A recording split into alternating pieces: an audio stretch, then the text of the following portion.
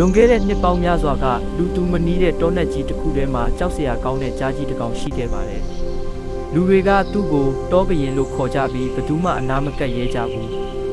။တနေ့မှာတော့ရွာကတစ်ခုတ်သမားလေးတစ်ယောက်ဟာတောထဲမှာလမ်းပြောက်ပြီး6ကမ်းမတစ်ခုကြားထဲခြေထောက်နဲ့သွားခဲ့တယ်။သူဟာနာကျင်လွန်းလို့အော်ဟစ်အကူအညီတောင်းနေချိန်မှာ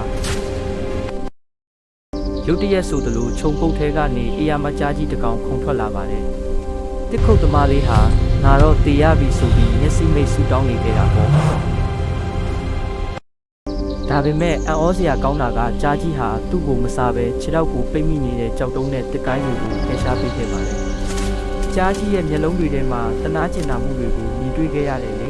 ။တစ်ခုတ်သမားလေးဟာလွတ်မြောက်သွားပြီးကြားကြီးကိုကျေးဇူးတင်စကားပြောခဲ့ပါတယ်။အဲ့ဒီနေ့ကစပြီးသူတို့နှစ်ယောက်ဟာမထင်မှတ်ထားတဲ့တငယ်ချင်းတွေဖြစ်သွားကြပါတော့တယ်။ဒီပုံမြင်လေးကပေးခြင်းတဲ့သင်ခန်းစာကတော့ကြောက်စရာကောင်းတဲ့ရုပ်ပြင်ပြင်နောက်ွယ်မှာကျင်နာတတ်တဲ့နှလုံးသားရှိနိုင်တယ်ဆိုတာပါပဲ